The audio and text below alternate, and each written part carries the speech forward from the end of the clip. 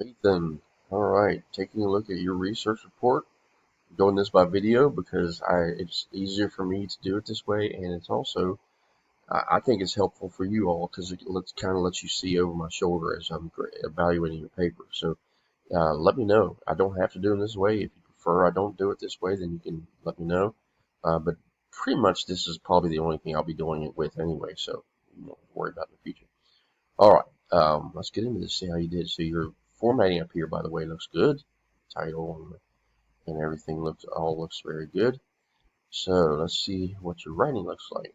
Imagine a world in which students.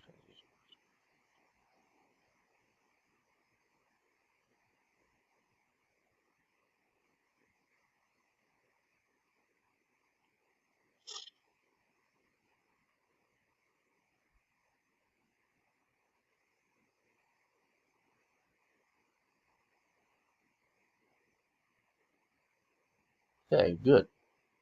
Now this is from is this from your interview, or is this from a source? Let me see. Okay, appears to be from a source. So what you want to do when you're citing a source is use the way you did it here with her name. You don't have to have it in italics. You can just change that, get rid of the italics. And in here, since you've already used her name here, you can just delete this and you can change it to a page number, which might be something like that, whatever page number you found it on in that source. Or if it's a paragraph number, you would put PAR period and then the number. If there's no page numbering, there's probably paragraphing, and you can count down to what paragraph number it is and put that in there. But you have to have that parenthetical at the end, but it doesn't. It should never. You should never have the author's name in both places, just one or the other. And the way you have this is perfect because you've got her name.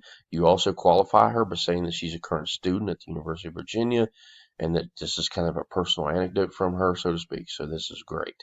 Just fix that little bit that I just mentioned in all of your source sites, all of your source citations, and you'll be in great shape with that.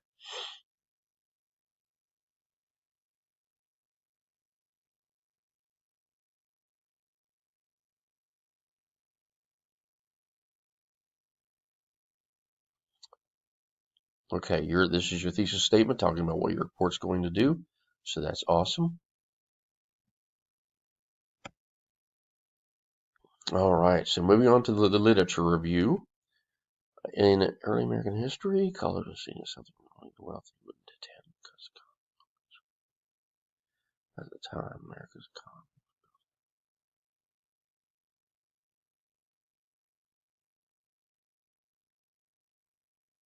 knowledge-based economy as America industrialized. Okay, okay. I'm not sure what this is underlining this for. Let's see. As America. Maybe, I think it's saying that you maybe have one too many spaces there. That's all it was, yeah. No biggie there.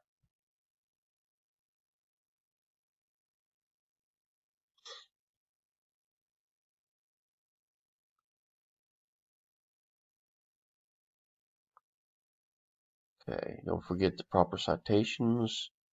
If this is citing, I'm not sure what this is citing, but make sure that if there's an author, you would be using the author's name. If not, then you'd be using the first few words of the title, first word of the title. So here you have United States Archives. Okay. You don't really need to. Is that the way it was listed? Um, yeah, that'd probably be all right. So you can just keep that with as you can just keep that as United States, and that's all right. Okay.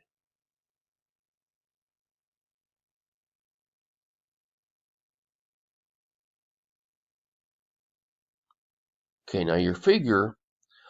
Normally, I expect to see the figure in the results section. Um,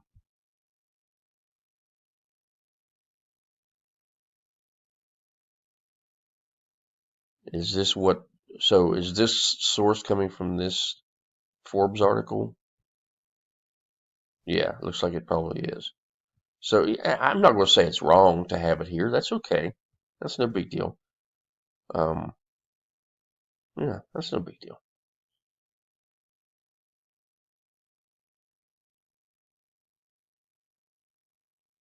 Just remember that when these double underlines are there, that's usually indicating that there's something that you need to check and make sure is right. In this case, it says another thing to note is that although the price of tuition is increasing at a rate above family's income, so you could change it to just family income. But if you're wanting to actually say families as in plural, then it should be this way. So you just want to fix it that way. This one here should have a comma after it, I'm guessing. Yep, comma. So anytime you see these, look at it and see if it needs to be changed.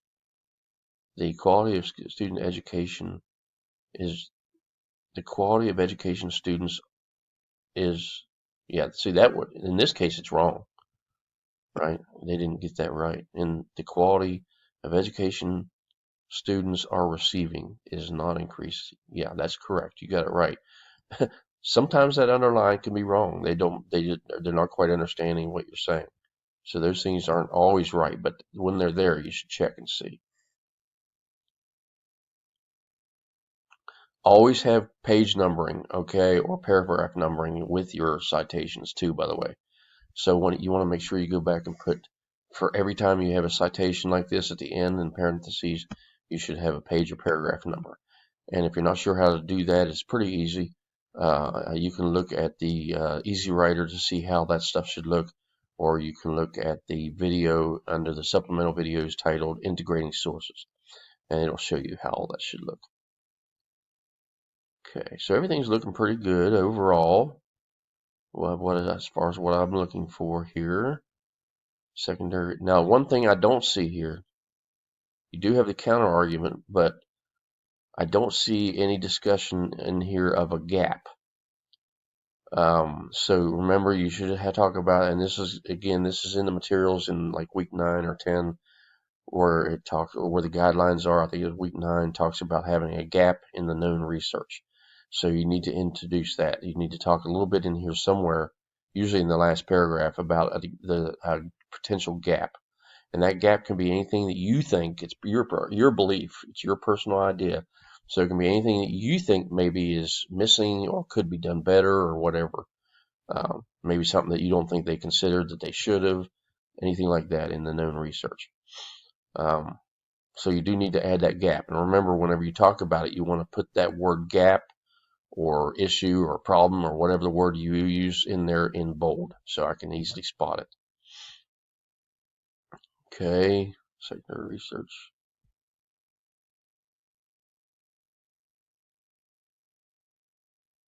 Okay, that looks good. Primary research. It's good to note that they wanted to remain anonymous. That's good.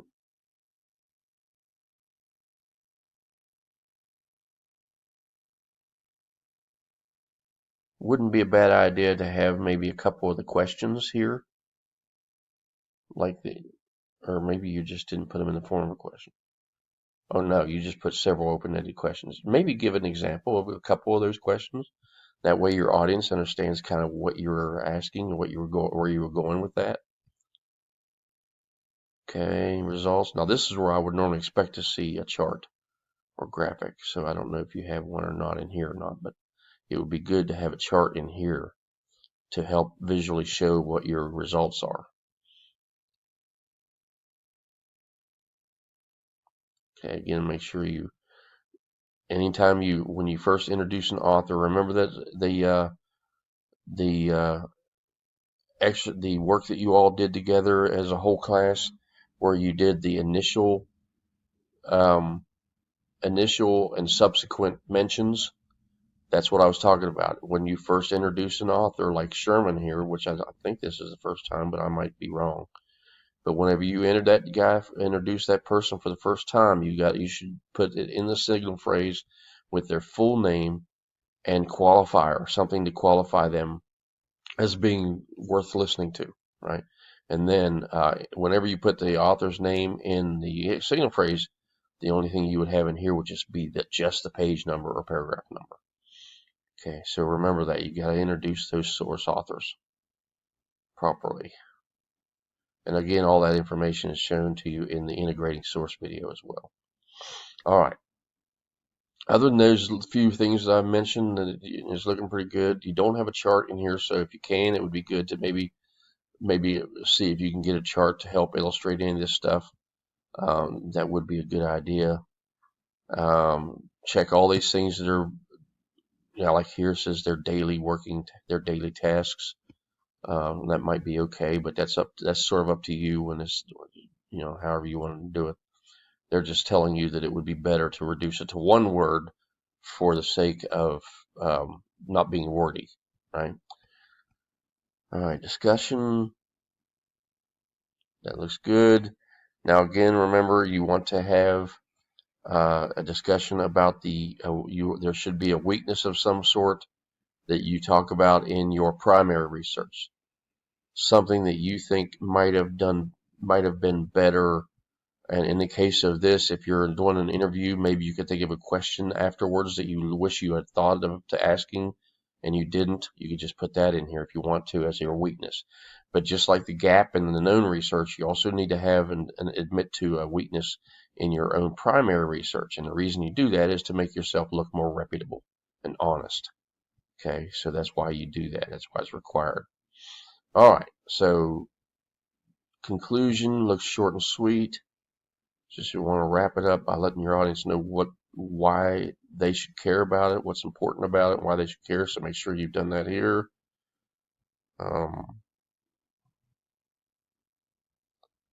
You might want to add some wording in here to actually make it sound like you're telling your audience, why they should care, because that's answering the so what question. You don't want them to ask, so what? Why should I care? You want to tell them in here why they should care, why it's an important topic for everybody to care about. Okay. Works cited page looks very good.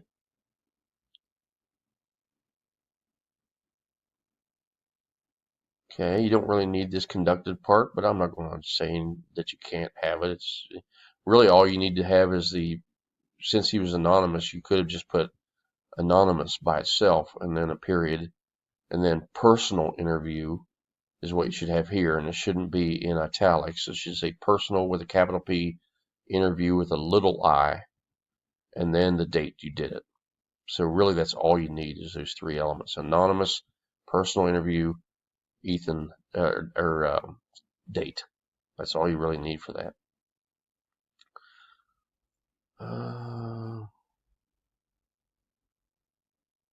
Everything looks to be in alphabetical order, and overall your citations look great. Very nicely done, all hanging indented, so real good job. Now, what you need to do is you need to go through and you need to fix everything that I've mentioned here in this video. You got to fix everything, and you've got to make sure that you highlight everything you fix. So, like, let's say you add a word somewhere, you highlight that word with this highlighter, and then over here on the note, you'll create a note, and you'll put a note over here that says that you added such word, or fixed the word, or spelled the word correctly, or added a punctuation mark, or whatever. Now, if you subtract something, then what you can do is just highlight the space, like close to where you subtracted it from or deleted it from, and just put a note that says deleted a sentence here, right? And that's all you got to do is just highlight everything you fixed and put little notes to let me know what you fixed. And that way I can go through and easily tell that you have revised it and edited it. All right. If you don't do that, I will have to send it back to you and tell you I can't do anything with it until you actually highlight everything. So obviously it's best to do it right in the first time. Okay. So that will do it for this video. Just be sure to let me know if you have questions or need any help.